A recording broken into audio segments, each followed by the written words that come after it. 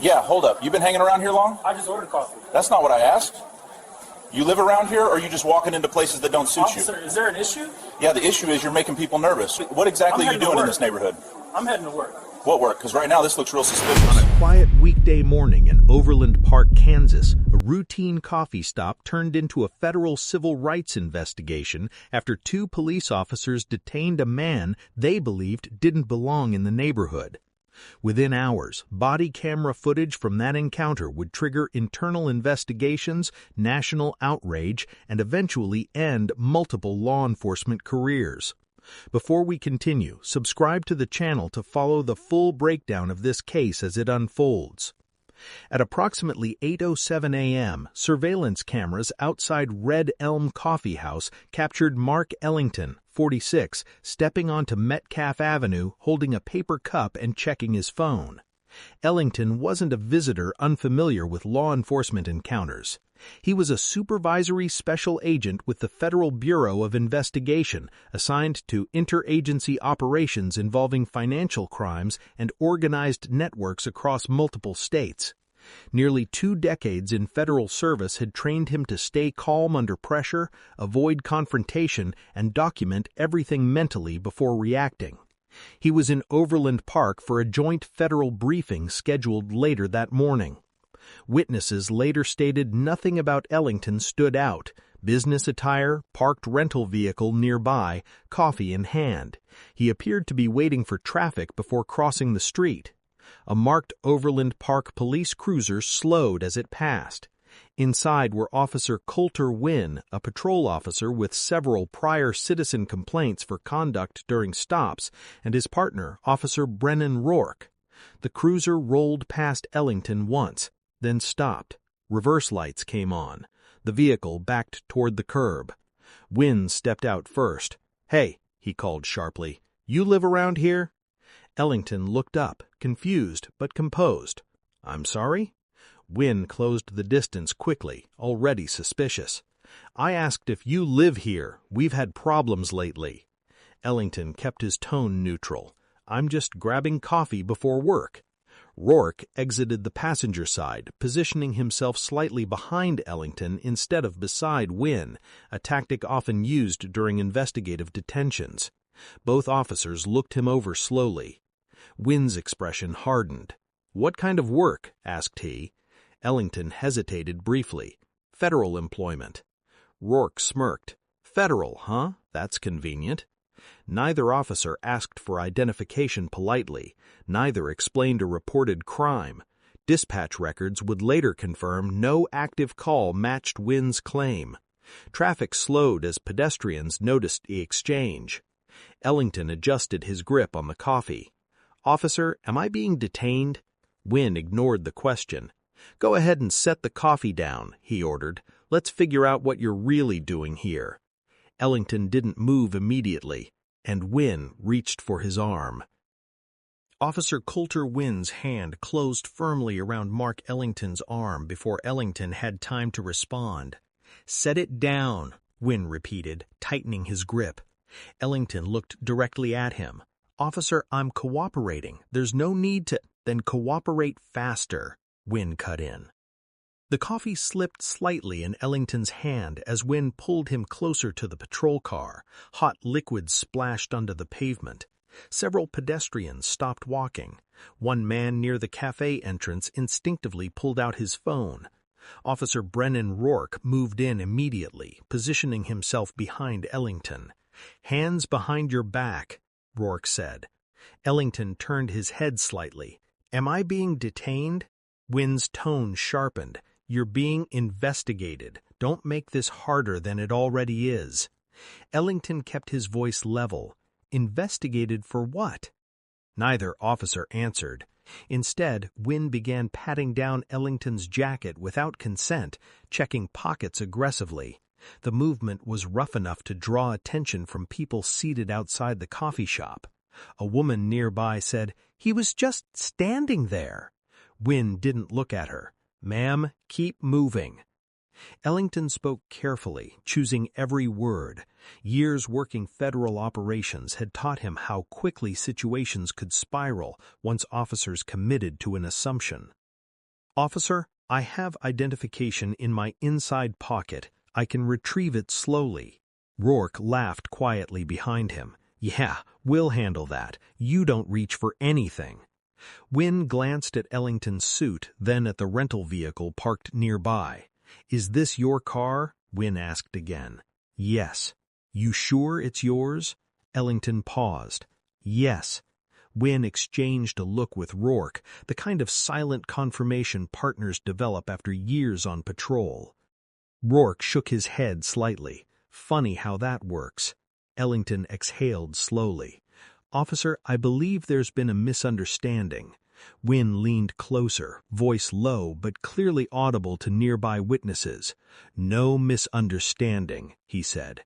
"We get calls about people casing businesses around here all the time."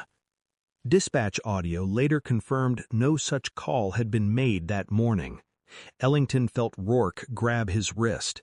Metal cuffs clicked open.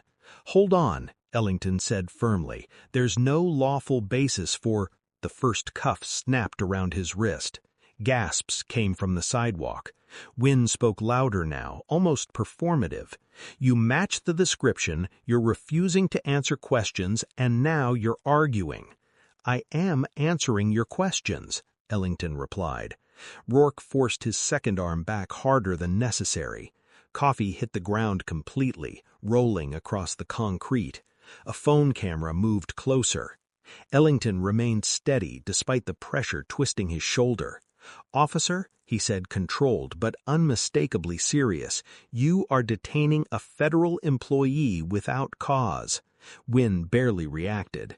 "Everybody says there's something," he muttered. The cuffs locked. Rourke tightened them another notch.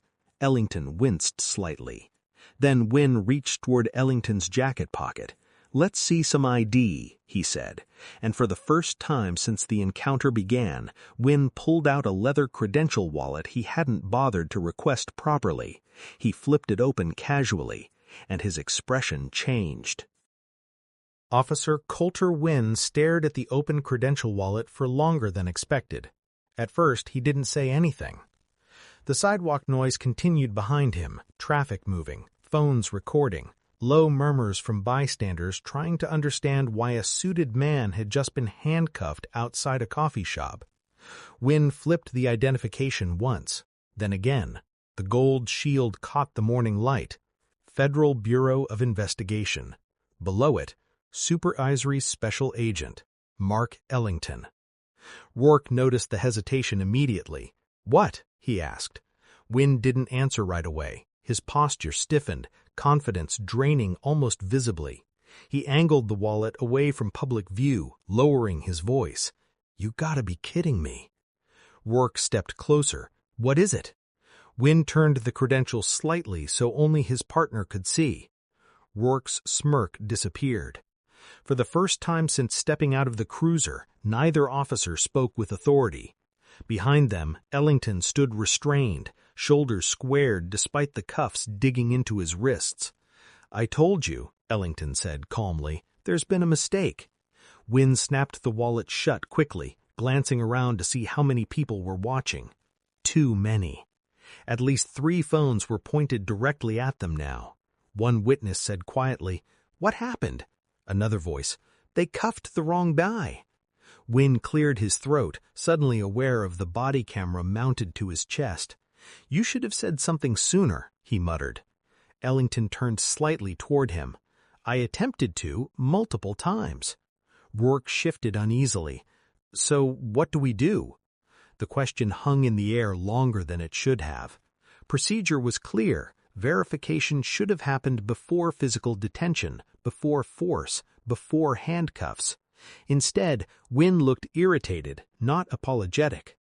"Well," he said under his breath, "we still need to confirm it." Ellington nodded once. "You're welcome to contact Federal Dispatch." Wynne hesitated again, clearly calculating the situation. Removing the cuffs immediately would mean admitting error in front of witnesses and on camera. Leaving them on meant continuing a detention now known to be unjustified. He chose hesitation. "Turn around," Wynne told Ellington. "Stay facing the vehicle." Ellington frowned slightly. "Officer, you've confirmed my identity." Rourke added defensively, "Standard procedure." Ellington remained composed, though his tone hardened. "No," he said quietly, "standard procedure would have been verifying identity before placing restraints." A passing driver slowed almost to a stop, watching. Wynn stepped aside and keyed his shoulder radio. "Dispatch," he said, voice tight. "Run federal credentials verification." There was a pause. Static answered back. As dispatch began confirming the information, Ellington looked toward the small crowd gathering along the sidewalk, every phone still recording, every word still captured. He turned his attention back to Wynn. "Officer," Ellington said evenly, "are your body cameras active?" Wynn didn't respond, but the blinking red indicator on both officers' chests answered for him. And Ellington gave a slow nod, because now the situation wasn't just a mistake, it was evidence. The confirmation from dispatch came through less than 30 seconds later. "Unit 12, the dispatcher's voice said over Wynn's radio, clear enough for nearby witnesses to hear. "Federal credentials verified. Subject confirmed as FBI Supervisory Special Agent Mark Ellington." Silence followed. Officer Coulter Wynn didn't immediately move. Neither did Officer Brennan Rourke. Ellington remained facing the patrol vehicle, hands still cuffed behind his back as morning traffic continued passing along Metcalf Avenue. What had started as curiosity among bystanders was now open scrutiny. More phones were raised. Someone stepped closer to capture audio. Ellington spoke without turning around. "Am I free to go?" Wynn exhaled sharply, clearly frustrated. "All right," he muttered, stepping forward. "Relax." The statement sounded less like an apology and more irritation. Rourke removed the handcuffs, metal clicking loudly as they came free. Red pressure marks were already visible around Ellington's wrists. "There, no harm done." Several witnesses reacted immediately. "No harm?" someone repeated from the sidewalk. Ellington slowly turned to face them. He rubbed one wrist briefly, then looked directly at Wynn. "For the record," Ellington said calmly, "I was detained without reasonable suspicion, ignored repeated identification attempts, and applied force without cause." Wynn's jaw tightened. "You were being evasive," he replied defensively. "We're allowed to investigate suspicious behavior." Ellington held his gaze. Standing with coffee is not suspicious behavior. Rourke shifted uneasily, scanning the growing crowd. Wynn glanced at the phone's recording and lowered his voice. "Look, we get complaints around here, people watching businesses, checking cars." "You never received a call," Ellington interrupted. That stopped him. Ellington continued, tone measured but firm. "Dispatch logs will reflect that." For the first time, Wynn looked genuinely concerned. A second patrol vehicle pulled up moments later. Sergeant Alvarez stepped out, already sensing tension from the crowd and body language alone. "What's going on?" she asked. Wynn answered quickly. "Misunderstanding. Situation's handled." Alvarez's eyes moved to Ellington, then to the phones filming, then to the uncuffed wrists. "Sir?" she asked.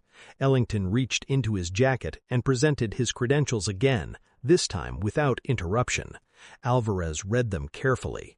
Her posture changed immediately. She looked back at Wynn. "You detained him?" Wynn hesitated. "Briefly." Ellington spoke before the narrative could shift. "I was placed in restraints in public after identifying myself as federal law enforcement." Alvarez's expression hardened. Around them, witnesses continued recording every second. She turned slightly away from the crowd and spoke quietly to Wynn and Rourke. "Both of you step back." They did. Alvarez faced Ellington again. "Sir, I apologize for what occurred." Ellington nodded once, but didn't respond verbally. Across the street, someone said, "This is going online." And they were right, because within hours, multiple recordings, including both officers' body cameras, would begin circulating beyond Overland Park. What none of the officers fully understood yet was that the incident hadn't ended when the cuffs came off. It had just entered documentation. and documentation meant investigation. By early afternoon, the footage was no longer confined to phones on Metcalf Avenue. Multiple angles of the detention, witness recordings, and synchronized body camera clips had already begun circulating online. The video showed the same sequence repeatedly: Officer Coulter Wynn initiating contact without explanation, escalating tone, physical restraint, and the moment federal credentials were ignored until after handcuffs were applied. By 2:30 p.m., command staff at Overland Park Police Department had received formal notification that the incident involved a federal supervisory agent. Internal Affairs opened a preliminary review the same day. Mark Ellington did not return to the coffee shop or his scheduled briefing immediately after the stop. Instead, he documented the encounter while details were still fresh: timestamps, officer statements, positioning, commands given, and witness presence.